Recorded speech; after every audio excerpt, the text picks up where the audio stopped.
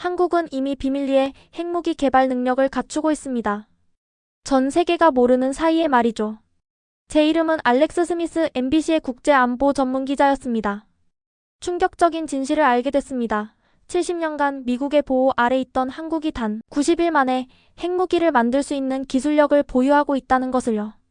그리고 더 놀라운 사실은 미국 정부도 이 사실을 알면서 침묵하고 있었다는 겁니다.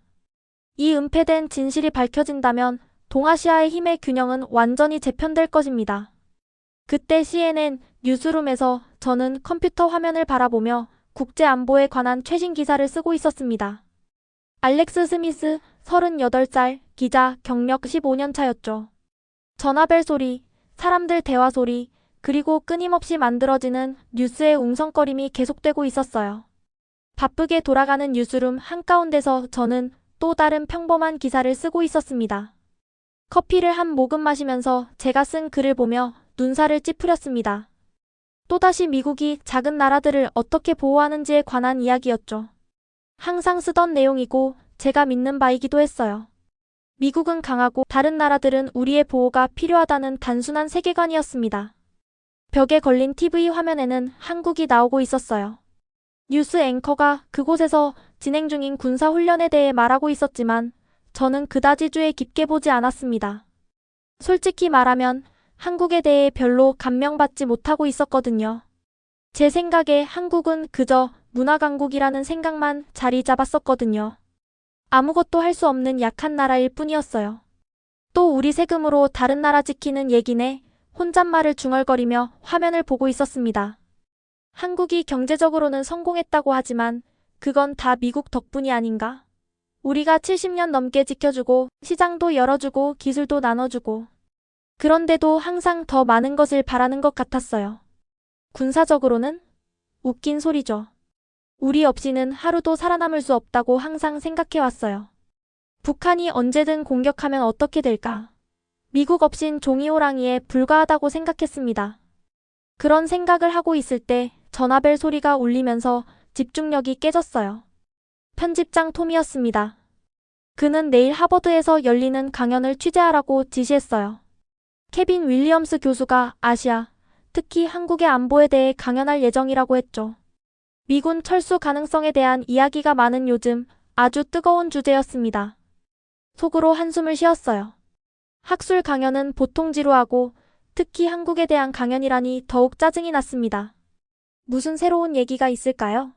미국은 위대하고 한국은 도움이 필요하고 우리가 계속 그들을 지켜줘야 한다는 똑같은 이야기겠죠. 또 한국이야? 속으로 짜증을 내고 있었어요. 그 나라는 왜 항상 문제거리만 일으키는 걸까? 자기 나라는 스스로 지키지 못하면서 미국의 보호는 당연하게 여기는 것 같아. 그렇게 생각하면서도 톰에게는 알겠습니다 라고 대답했습니다. 관심 있는 척하며 수긍했지만 속으로는 이번 취재가 시간 낭비라고 확신하고 있었죠. 전화를 끊자마자 에블린 첸이 제 책상으로 다가왔습니다. 에블린은 34살이고 똑똑하며 자기 생각을 솔직하게 말하는 스타일이었죠. 미국에서 태어났지만 가족이 대만 출신이라 아시아 정치에 대해 많이 알고 있었어요. 그녀는 항상 저와 다른 관점을 가지고 있었는데 그것이 때로는 신선하게 느껴졌고 때로는 짜증나게 했습니다. 에블린은 윌리엄스 강연에 관해 물었고 저는 그저 일어나지 않을 일에 대해 떠드는 학자일 뿐이라며 시큰둥하게 대답했습니다. 솔직히 한국은 지루했어요. 미국의 돈과 군사력에 의존하는 나라일 뿐이라고 생각했습니다. 우리 없이는 존재하지도 못할 텐데 마치 자기들이 세계 무대에서 중요한 것처럼 행동한다고 느꼈죠. 와, 그런 생각을 가지고 있었군요. 에블린의 얼굴에는 놀란 표정이 역력했습니다. 현실이잖아요. 커피를 마시며 말했어요. 한국은 그저 미국의 전략적 관심사일 뿐이죠. 자체적인 정체성이나 힘은 없어요. 그냥 우리가 만들어낸 나라예요. 에블린은 눈썹을 치켜 올리며 제 생각이 얼마나 편협한지 지적했습니다. 윌리엄스는 단순한 교수가 아니라 수십 년간 군인으로 복무했던 사람이라고 설명했어요. 그가 무엇을 말하든 그것은 실제 경험에서 나온 것이라는 뜻이었죠. 대화 중에 리처드 맥그레스가 지나갔습니다. 52살의 리처드는 우리보다 나이가 많았고 CNN의 컨설턴트로 합류하기 전에는 영국 정보부에서 일했어요. 은색 머리와 콧수염이 그를 더욱 진지해 보이게 했고 그의 성격과도 딱 맞았습니다. 그는 한국 강연에 관해 잠깐 언급하며 조심하라고 충고했어요. 세상은 미국인들이 생각하는 것처럼 단순하지 않다고요. 하지만 저는 속으로 그의 말을 무시했습니다. 세상은 제게 꽤 단순해 보였거든요. 큰 나라가 작은 나라를 보호한다. 미국이 한국을 보호한다. 이야기는 여기서 끝이라고 생각했습니다. 다음 날 아침 하버드에 일찍 도착했습니다. 의외로 강의실은 이미 사람들로 가득 차 있었어요. 이렇게 많은 사람들이 모여 있는 것에 살짝 놀랐습니다. 군복을 입은 사람들, 정부 관계자들, 그리고 학생들이 보였어요. 어쩌면 이 강연이 제가 생각했던 것보다 더 중요한가 보다는 생각이 들었습니다. 앞쪽에 자리를 잡고 노트를 꺼냈어요. 윌리엄스 교수가 단상으로 걸어 나오자 방 안이 갑자기 조용해졌습니다. 그는 전형적인 학자처럼 보이지 않았어요. 예전 군인이었던 것처럼 꼿꼿하게 서 있었고 그의 눈은 날카롭게 방을 훑어보고 있었습니다. 그리고 그가 첫 말을 꺼냈습니다. 만약 한국이 핵무기를 개발한다면 어떻게 될까요? 아무 소개 없이 그렇게 던진 질문에 노트 위에서 제 펜이 멈췄어요. 예상했던 것과 완전히 달랐습니다. 핵무기? 한국? 이런 가능성은 한 번도 생각해 본 적이 없었어요. 다음 1시간 동안 한국이 왜 자체 핵무기가 필요할지도 모른다는 윌리엄스의 설명을 점점 놀라움 속에 들었습니다. 그는 한국 주변의 위험한 국가들에 대해 상세히 설명했어요. 이미 핵무기를 가진 북한, 군사력이 커지고 있는 중국, 가까이 있는 러시아, 그리고 원한다면 빠르게 핵무기를 만들 수 있는 능력을 가진 일본까지. 한반도를 둘러싼 지정학적 상황이 얼마나 복잡한지 처음으로 이해하기 시작했습니다. 미국의 안보 우산은 영원히 보장될 수 없습니다. 윌리엄스가 분명하게 말했어요. 중국이 강해지고 미국이 전 세계적으로 더 많은 도전에 직면함에 따라 한국은 자신의 선택지를 고려해야 합니다. 그의 말이 제 안에 무언가를 흔들어 놓았어요. 저는 항상 한국 같은 나라들이 미국에 의존한다고 봤습니다. 그들이 다른 방식으로 자신을 보호해야 할 필요가 있을 수도 있다는 생각은 해본 적이 없었죠. 한국을 그저 미국의 보호 아래 있는 수동적인 대상으로만 보았던 제 시각이 얼마나 제한적이었는지 깨닫기 시작했습니다. 강연이 끝났을 때 제 머릿속은 새로운 생각들로 가득 차 있었어요. 급하게 적은 메모로 가득 찬 노트북을 내려다봤어요. 이 이야기는 단순한 취재거리를 넘어서는 무언가였습니다. 제가 깨달은 것보다 훨씬 더 큰 문제였어요. 강의실을 나오면서 무언가가 바뀌었다는 것을 느꼈습니다. 한국을 보는 방식뿐만 아니라 세계를 보는 방식까지도요. 제 편안했던 생각들이 도전받고 있었고 더 이상 무엇을 생각해야 할지 확신이 서지 않았어요. 그동안 자신 있게 써왔던 글들, 확신에 차서 말했던 의견들이 갑자기 너무 단순하고 편협하게 느껴졌습니다. 이것은 제가 알고 있던 모든 것을 바꿔놓을 여정의 시작에 불과했습니다. 앞으로 제가 어떤 진실을 발견하게 될지, 그리고 그 발견이 저를 어디로 이끌지 아직 알 수 없었지만 이전의 저로 돌아갈 수 없다는 것만은 분명했습니다. 한국을 보는 제 시각이 영원히 바뀌었고 그것은 세계를 보는 방식의 변화의 시작일 뿐이었습니다. CNN 사무실로 돌아가는 택시는 평소보다 길게 느껴지고 있었어요. 창밖으로 보스턴의 건물들이 흐릿하게 지나가는 동안 머릿속은 새로운 생각들로 가득 차 있었죠. 윌리엄스 교수의 말이 계속 메아리치고 있었어요. 한국은 자국 보호를 위해 핵무기가 필요할지도 모릅니다.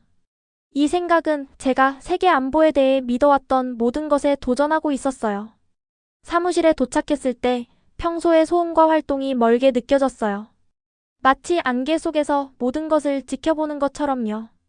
책상에 앉아 컴퓨터 화면을 바라보며 방금 들은 내용을 어떻게 글로 시작해야 할지 막막했어요. 에블린이 저를 보고 다가왔어요. 그녀의 얼굴에는 걱정이 묻어 있었죠. 유령이라도 본 것 같은 표정이네요. 제 책상에 커피 한 잔을 놓으며 말했어요. 강연이 그렇게 나빴어요? 천천히 고개를 저었어요. 나쁘진 않았어. 그냥 달랐어. 윌리엄스는 한국이 자체 핵무기가 필요할지도 모른다고 생각해. 미국이 항상 그들을 보호할 수 없을지도 모른다고. 이 말이 제 입에서 나오니 이상하게 느껴졌어요. 수년 동안 저는 작은 나라들이 미국의 보호가 필요하다는 기사를 써왔거든요. 이제 완전히 다른 관점을 고려하고 있었어요. 더 알아봐야겠어, 에블린에게 말했어요. 이건 중요한 기사가 될 수 있어. 그 후 며칠 동안 한국의 안보 상황에 대해 조사하느라 몇 시간씩 보내고 있었어요. 전에는 신경 쓰지 않았던 보고서, 연구자료, 기사들을 읽었죠. 한국의 첨단 기술, 군사력, 그리고 이웃 국가들과의 복잡한 관계에 대해 배우고 있었어요. 읽으면 읽을수록 제가 얼마나 이해가 부족했는지 깨닫고 있었어요. 한국은 단지 미국에 의존하는 작은 나라가 아니었어요. 자체적인 힘, 자기만의 우려사항, 그리고 미래를 위한 계획이 있는 국가였죠. 전문가들에게 전화해서 이전에는 생각도 못했던 질문들을 던졌어요. 일부 전문가들은 윌리엄스의 생각을 비웃으며 한국이 절대 핵무기가 필요하지 않을 거라고 했어요. 다른 이들은 조용히 생각에 잠기다가 윌리엄스가 왜 맞을 수도 있는지 조심스럽게 설명했죠. 어느 오후 리처드가 한국 군사 기술에 관한 서류와 책들에 둘러싸인 저를 발견했어요. 깊은 토끼굴에 빠진 것 같군. 제 메모를 살펴보며 말했어요. 이해해야 해. 책에서 눈을 떼지 않고 대답했어요. 조심해. 스미스 리처드가 경고했어요. 핵무기는 그저 또 다른 군사 도구가 아니야. 모든 것을 바꿔놓지. 그의 말은 진지했지만 제 속도를 늦추진 못했어요. 마치 계속 눈앞에 있었지만 지금까지 보지 못했던 퍼즐을 풀고 있는 기분이었어요. 강연 일주일 후 편집장이 사무실로 저를 불렀어요. 제가 그의 맞은편 자리에 앉자 톰은 걱정스러운 표정을 짓고 있었어요. 한국 상황에 대한 내 초안은 평소 작업과는 다르군. 그는 책상 위에 놓인 제 기사를 두드리며 말했어요. 넌 항상 동맹국을 보호하는 미국의 역할에 대해 명확했어. 이제 그걸 의심하고 있어. 뭐가 바뀐 거지? 깊게 숨을 들이마셨어요. 제가 틀렸던 것 같아요, 톰. 아니면 적어도 전체 그림을 보지 못했던 거죠. 한국은 모든 방향에서 실제 위협에 직면해 있어요. 미국이 항상 거기 있을 수 없다면 어떨까요? 그들에게 자체적인 가장 강력한 보호가 필요하다면요? 톰은 의자에 기대어 저를 살펴보고 있었어요. 이건 관점의 큰 변화야, 알렉스. 이것에 확신해? 확신하냐고요? 완전히는 아니에요. 하지만 이전 사고방식으로 돌아갈 수 없다는 건 알고 있었어요. 더 깊이 알아봐야겠어요. 그에게 말했어요. 더 많은 전문가들을 인터뷰하고 어쩌면 한국도 방문해보고 싶어요. 놀랍게도 톰은 고개를 끄덕였어요. 좋아. 조사 여행을 승인해주지. 하지만 균형 잡힌 보도를 원해, 알렉스. 한쪽 면만이 아니라.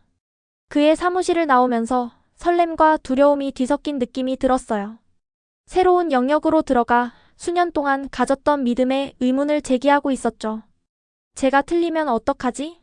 윌리엄스가 틀리면 어떡하지? 하지만 우리가 맞다면, 그리고 한국의 안보 필요가 미국이 항상 생각해온 것과 다르다면요? 다음 날 아침 받은 편지함에 이메일 하나가 와 있었어요. 다음 주에 워싱턴을 방문하는 한국 국방부 관계자로부터 온 거였죠. 그는 제 최근 기사들을 읽고 만나고 싶어 했어요. 제목은 이렇게 적혀 있었어요. 한국의 핵미래 논의. 이메일을 읽으면서 심장이 빠르게 뛰고 있었어요. 이건 더 이상 그냥 기사가 아니었어요. 변화하는 세계에서 국가들이 어떻게 스스로를 보호하는지 이해하는 문제였죠. 다른 이들이 자신의 안보를 어떻게 바라보는지 이해하기 위해 미국적 관점을 넘어보는 것에 관한 거였어요. 바로 이메일에 답장하며 만남에 동의했어요. 보내기 버튼을 누르면서 이젠 돌아갈 수 없다는 걸 깨달았어요. 세계 안보에 대한 새로운 이해의 경계를 넘어섰고 앞으로의 여정은 제가 세상에 대해 안다고 생각했던 모든 것을 시험할 거예요. 워싱턴 D.C.의 커피숍은 조용하고 어둡게 불이 켜져 있었어요. 한국 국방부 관계자인 박 씨와의 만남을 위해 20분 일찍 도착했어요. 테이블 위에는 제 노트가 놓여 있었고 펜을 신경질적으로 두드리고 있었죠. 이 만남은 제가 한국의 군사적 입장을 이해하는 방식을 완전히 바꿀 수도 있었어요. 박 씨는 정확히 제 시간에 들어왔어요. 50대쯤 되시는 분으로 완벽하게 다려진 정장을 입고 계셨죠. 그의 표정은 아무것도 드러내지 않고 있었어요. 미소도 찡그림도 없이. 그저 차분하고 전문적인 집중력만 보였죠. 악수를 나누고 그는 제 맞은편에 앉았어요. 만나주셔서 감사합니다. 자신있게 들리려고 노력하며 말했어요. 속으로는 긴장감에 배가 꽉 조여오고 있었죠. 박 씨는 살짝 고개를 끄덕였어요. 최근 당신의 기사들을 관심있게 읽었습니다. 당신의 관점이 발전하고 있더군요. 그의 영어는 약간의 억양만 있을 뿐 완벽했어요. 그의 눈은 저를 쬐 깊게 살펴보고 있었어요. 마치 그가 말하려는 내용을 제게 믿고 맡길 수 있을지 재고 있는 것처럼요. 우리는 먼저 일반적인 안보 문제에 대해 이야기했어요. 워싱턴의 날씨, 북한의 최근 발언들. 천천히 대화는 우리가 정말로 논의하러 온 주제로 돌아가고 있었죠. 가정적으로 말하자면 박 씨가 차를 저으며 말했어요. 한국과 같은 산업적, 과학적 능력을 가진 나라는 필요하다면 특정 첨단 무기를 상당히 빠르게 개발할 수 있을 겁니다. 저는 살짝 앞으로 몸을 기울였어요. 한국이 결정한다면 핵무기를 만들 수 있다는 말씀이신가요? 박 씨의 얼굴은 여전히 차분하게 아무것도 드러내지 않고 있었어요. 물론 가정적으로 말하는 겁니다. 하지만 국가들은 모든 가능한 미래에 대비해야 합니다. 세계는 빠르게 변화하고 있으니까요. 그의 말은 조심스러웠지만 메시지는 분명했어요. 한국은 필요하다면 핵무기를 만들 지식과 능력을 갖고 있다는 거죠. 단지 아직 그런 선택을 하지 않았을 뿐이었어요. 미팅을 마치고 나오면서 머릿속이 빠르게 생각으로 채워지고 있었어요. 이건 더 이상 이론적인 논의가 아니었어요. 한국은 실제로 자체 핵 억지력이 필요한 미래를 고려하고 있을지도 모른다는 거였죠. 호텔 방으로 돌아와서 침대 위에 제 노트들을 펼쳐놓았어요. 한국 핵 기술에 관한 기사들, 한반도 주변 국가들을 보여주는 지도들, 전문가들과의 인터뷰 기록들. 이 모든 것이 제가 전에 본 적 없는 그림을 만들어가고 있었어요. 다른 관점이 필요해서 에블린에게 전화했어요. 그가 실제로 핵무기를 만들 수 있다고 말했어요? 그녀가 흥분된 목소리로 물었어요. 직접적으로는 아니야, 대답했어요. 하지만 메시지는 분명했어. 우리가 이야기하는 동안 에블린이 컴퓨터로 타이핑하는 소리가 들렸어요. 이건 모든 걸 바꿔놓는 일이야, 알렉스. 단지 한국뿐만 아니라 일본, 대만, 어쩌면 호주까지도. 만약 미국의 보호가 영원히 보장되지 않는다면. 그녀는 문장을 끝마치지 않았어요. 할 필요도 없었죠. 우리 둘 다 그 의미를 이해하고 있었으니까요. 다음 몇 주는 연구, 인터뷰, 글쓰기로 바쁘게 지나갔어요. 군사 전문가, 전직 외교관, 과학자들과 대화를 나눴죠. 일부는 한국이 핵무기를 가질 가능성에 경각심을 보였어요. 다른 이들은 마치 수년간 이런 대화를 예상해왔다는 듯이 고개를 끄덕였죠. 리처드는 제가 내린 모든 결론에 도전하며 가장 자주 비판하는 사람이 되었어요. 핵확산은 위험한 게임이야. 한 열띤 토론 중에 그가 경고했어요. 일단 그 문이 열리면 다시 닫기는 거의 불가능해. 그의 말이 제게 무게감 있게 다가왔어요. 그가 걱정하는 게 옳다는 걸 알고 있었죠. 핵무기는 그저 또 다른 방어 수단이 아니에요. 그것들은 힘과 위험의 전체 계산을 바꿔놓거든요. 하지만 세상이 변하고 있고 오래된 가정들이 의문시될 필요가 있다는 느낌을 떨칠 수 없었어요. 만약 중국 같은 나라들이 계속 강해지는 동안 미국이 국내외에서 도전에 직면한다면 한국 같은 나라들에게 그건 무슨 의미가 될까요? 어느 날 밤 잠을 이루지 못하고 호텔 창문 앞에 서서 멀리 빛나고 있는 워싱턴 기념탑을 바라보고 있었어요. 미국은 너무 오랫동안 세계의 보호자였기 때문에 우리는 그걸 당연하게 여겨왔어요. 작은 나라들이 항상 우리를 필요로 하고 항상 우리의 지도를 따를 거라고 가정해왔죠. 하지만 그 시대가 끝나가고 있다면요? 한국 같은 나라들이 자신들만의 안보 경로를 찾아야 한다면요? 제가 쓰고 있는 기사는 더 이상 단지 한국에 관한 것이 아니었어요. 오래된 확신들이 사라져가는 변화하는 세계에 관한 거였죠. 국가들이 새로운 방식으로 스스로를 보호해야 할 필요성을 깨달았을 때 어떤 일이 벌어지는지에 관한 거였어요. 머릿속에서는 계속해서 강력한 이웃들에 둘러싸인 한반도 지도가 보였어요. 이미 핵무기를 보유한 북한, 군사력이 증가하고 있는 중국, 가까이 있는 러시아, 첨단 기술을 가진 일본, 그리고 그 가운데 한국이 있었어요. 기술적으로 발전하고 경제적으로 강력하지만 모든 방향에서 위협에 직면해 있는 나라였죠. 이 시련은 더 이상 직업적인 것만이 아니었어요. 개인적인 것이 되었죠. 세계 안보에 대해 제가 알고 있다고 생각했던 모든 것이 도전받고 있었어요. 세계를 다른 이들에게 설명하는 미국 기자로서의 제 정체성이 이제는 흔들리고 있었죠. 만약 제가 계속 틀렸다면요? 만약 제 미국적 관점이 제 이해를 제한해왔다면요? 워싱턴 위로 새벽이 밝아오는 동안 노트북 앞에 앉아 제 경력에서 가장 중요한 기사를 쓰기 시작했어요. 화면에 제목이 나타났죠. 미국의 방패를 넘어서 한국의 핵 문제. 이제 말이 쉽게 흘러나왔어요. 더 이상 새로운 이해와 싸우지 않았어요. 그것을 받아들이고 탐구하고 저처럼 놀랄 수 있는 다른 이들과 공유하고 있었죠. 이것은 제 최대의 도전이자 최대의 명확성의 순간이었어요. 세상은 제가 스스로 보도록 허용했던 것보다 훨씬 더 복잡했어요. 그리고 이제 그 이야기를 전할 시간이었죠. CNN 스튜디오의 밝은 조명이 앵커 의자에 앉아있는 제 얼굴에 뜨겁게 느껴지고 있었어요.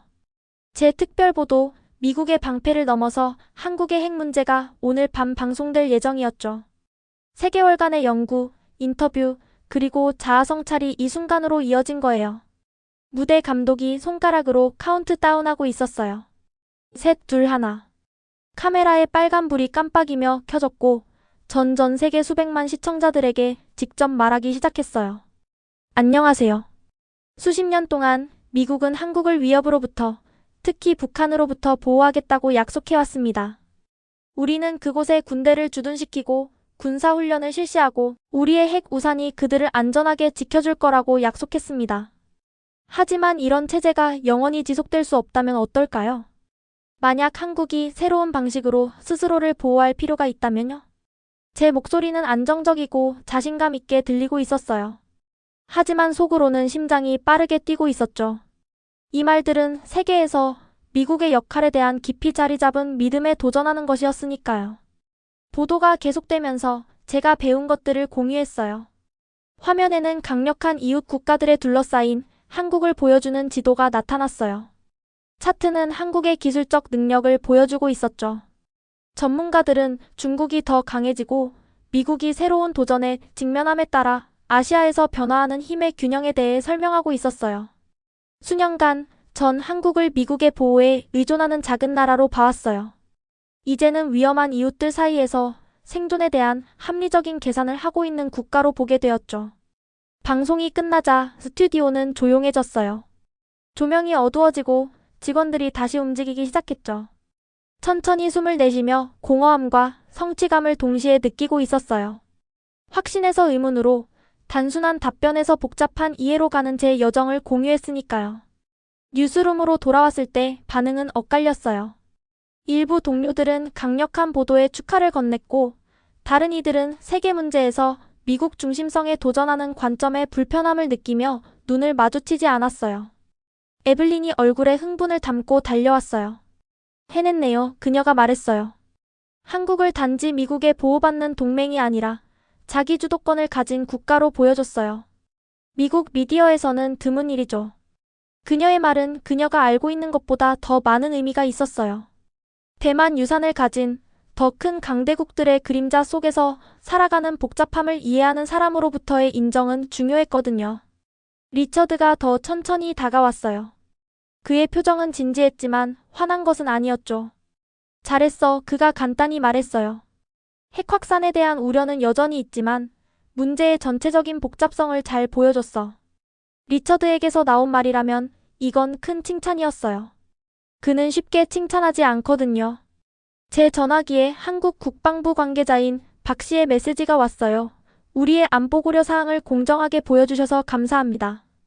이 간단한 11마디 말은 제가 하려던 일을 해냈다는 걸 확인시켜 주었어요. 단지 미국적 렌즈를 통해서가 아니라 한국의 관점을 정직하게 보여주는 것 말이죠. 다음 날 아침 편집장이 사무실로 저를 불렀어요. 전통적인 사고방식에 도전한 것에 대한 비판을 예상했지만 대신 톰은 활기차 보였어요. 펜타곤에서 전화가 왔어. 그가 말했어요. 그들은 기뻐하지 않지만 내 보도에 대해 이야기하고 있어. 국무부도 마찬가지고. 넌 일어나야만 했던 대화를 시작했어. 그는 책상 위로 폴더를 밀어줬어요. 우리는 이걸 시리즈로 확장하고 싶어. 일본, 대만, 호주. 변화하는 세계에서 다른 동맹국들은 안보에 대해 어떻게 생각하고 있는지 관심 있니? 고개를 끄덕이며 책임감의 무게를 느끼고 있었어요. 네, 하지만 공정하게 하고 싶어요. 이건 핵무기를 옹호하는 것이 아니라 국가들이 자신의 안보를 어떻게 바라보는지 이해하는 거니까요. 그래서 우리가 이 시리즈가 필요한 거야. 톰이 대답했어요. 넌 어떤 의제를 밀어붙이는 게 아니야. 다른 사람들이 피하는 질문을 던지는 거지. 사무실을 나오면서 전 세계 뉴스를 보여주는 텔레비전 화면들이 걸린 벽을 지나갔어요. 한 화면에는 한국의 수도인 서울이 보이고 있었죠. 바쁘고 현대적이고 활기찬 도시였어요. 새로운 눈으로 그것을 바라보며 잠시 멈췄어요. 머릿속으로 도시를 둘러싼 산들, 가까운 북한과의 국경, 중국과 일본으로 연결되는 가까운 바다를 볼 수 있었어요. 이 아름답지만 취약한 곳에 살면서 미국의 보호가 항상 있을지 궁금해하는 한국인들이 어떤 기분일지 상상할 수 있었죠. 더 이상 의존적인 국가가 아니라 불확실한 세계에서 어려운 선택에 직면한 나라를 보게 되었어요. 제 여정은 간단한 과제와 편안한 가정들로 시작되었어요. 그것은 제가 한국에 대해 생각했던 것뿐만 아니라 전체 세계 질서에 대해 어떻게 생각하는지까지 의문을 갖게 했죠. 모든 답을 가지고 있지는 않아요. 아무도 그렇지 않죠. 하지만 저는 미국적 관점을 넘어서 보는 법을 배웠어요. 한국과 같은 국가들을 그들 스스로 보는 방식으로 보는 것, 미국 이야기의 조연이 아니라 자신의 운명을 짓는 작가로 말이죠. 시리즈의 다음 기사를 위한 연구를 시작하기 위해 제 책상으로 돌아가면서 겸손함과 동시에 힘을 느끼고 있었어요. 세상은 제가 한때 믿었던 것보다 더 복잡했고 그 복잡성은 두려워할 것이 아니라 받아들이고 이해해야 할 것이었죠. 이것이 제 독자들, 시청자들, 그리고 저 자신에게 주는 귀한 선물이었어요. 질문하고, 듣고, 다른 이들의 눈으로 세상을 볼 수 있는 의지를요.